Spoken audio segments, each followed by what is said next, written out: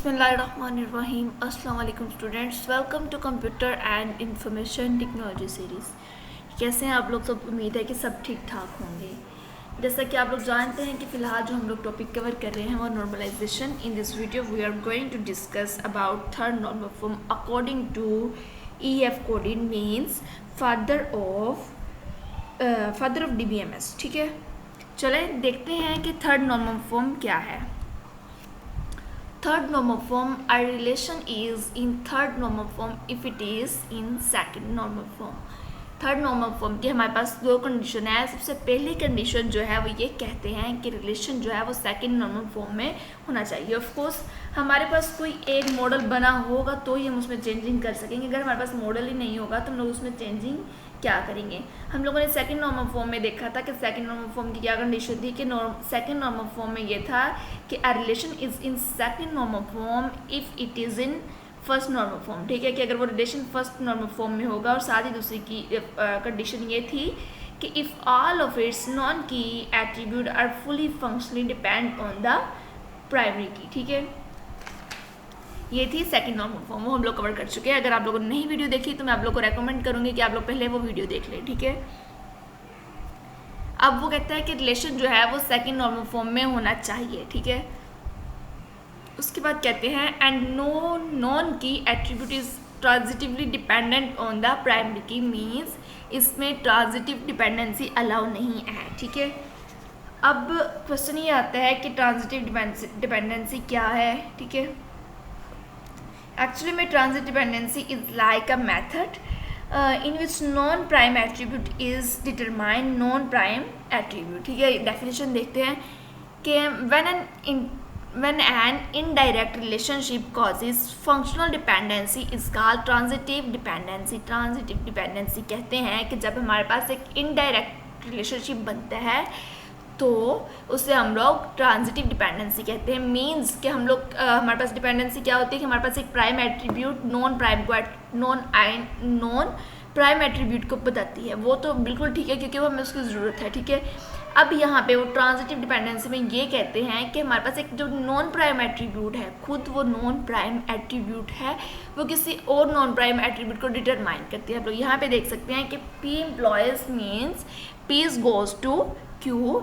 P determine कर रहा है Q की वैल्यू। ठीक है, Q जो है वो डिपेंडेंट है P पे। P क्या है? हमारे पास एक प्राइम एट्रीब्यूट है। ठीक है, ये डिटरमाइन कर रहा है नॉन प्राइम एट्रीब्यूट की वैल्यू मीन्स Q की वैल्यू को। ठीक है, उसके बाद कहते हैं एंड Q हमारे पास क्या था? Q एक नॉन प्राइम एट्रीब्यूट है जो कि डिटरमाइन कर रहा है एक और नॉन डिटरमाइंड एट्रीब्यूट की वैल्यू को। ठीक है, and Q implies means goes to R is true then P implies R। यहाँ पे हम लोगों ने देखा कि इनडायरेक्ट रिलेशनशिप बन रहा है P और R का। ठीक है, देखिए हम लोग बता रहे हैं कि P स्टेट करता है, बताता है वैल्यू Q की, फिर Q जो है वो वैल्यू देता है R की। ये देखें कि इसके साथ P का R के साथ रिलेशनशिप बन रहा है लेकिन इनडायरेक्टली बन रहा है। ठीक है, मीन्स कि P जो है वो R की वैल्यू बता रहा है।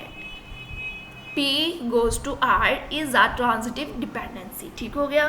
टू अचीव वो कहते हैं कि अगर हमारे पास रिलेशनशिप में ट्रांजिटिव डिपेंडेंसी है, उसको एलिमिनेट करने के बाद हम लोग उस रिलेशन को थर्ड नॉर्मल फॉर्म में कन्वर्ट करेंगे। और साथ ही दूसरी कंडीशन ये है कि वो सेकंड नॉर्मल फॉर्म में होना चाहिए। ठीक है, यहाँ पे उसने डेफिनेशन देख लेते हैं। Our relation is in third normal form if it is second normal form. ये हो गया क्लियर। और फिर हम लोगों ने देखा कि उसमें ट्रांजिटिव डिपेंडेंसी भी अलाउ नहीं है। ठीक हो गया। उसके बाद आता है एक एग्जांपल देख लेते हैं। Bank uses the following relation. Bank में हमारे पास क्या है? एक आईडी है, नेम है, अकाउंट नंबर है, बैंक कोड नंबर है। ठीक है, और बैंक है।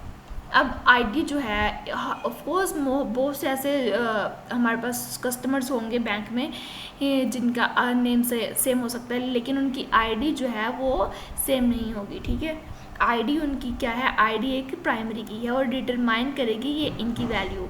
The attribute ID is identification की। All attribute are single valued first normal form. Mean कि वो क्या है? एट्रीब्यूट क्या है? फर्स्ट नॉर्मल फॉर्म में होनी चाहिए। ठीक है, the table is also in. वो टेबल जो है सेकंड नॉर्मल फॉर्म में भी होना चाहिए। क्या अभी हम लोगों ने पीछे रिलेशन देखा है कि अब उसमें देखेंगे कोड डिटरमाइन कर रहा है किसकी वैल्यू को। ठीक है, name, account number, bank code number are functionally dependent on ID means ID determine कर रही है, वैल्यू बता रही है name, account number, bank code number की, ठीक है।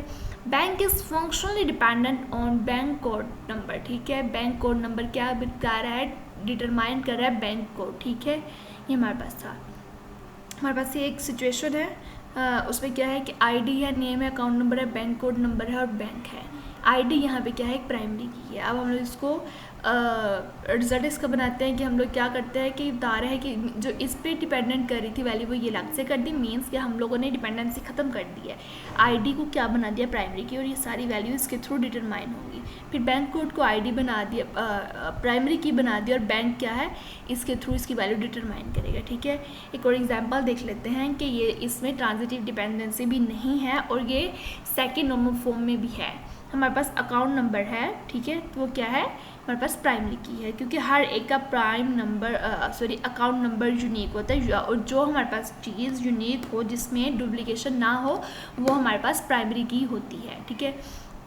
बैलेंस है, ये हो सकता है, ऐसा भी हो सकता है कि दो कस्टमर्स का, दो अकाउंट होल्डर का बैलेंस सेम हो, इसे हम लोग एज अ प्राइमरी की यूज़ नहीं कर सकते। जैसा कि आप लोग ये देख सकते हैं इसमें में टाइप जो है डी ये बिल्कुल सेम है और इनकी भी सेम है, मींस डुप्लीकेशन है, इनको भी हम लोग एज अ प्राइमरी की यूज़ नहीं करेंगे, ये सब डिपेंड करेंगे अकाउंट नंबर पे, ठीक है।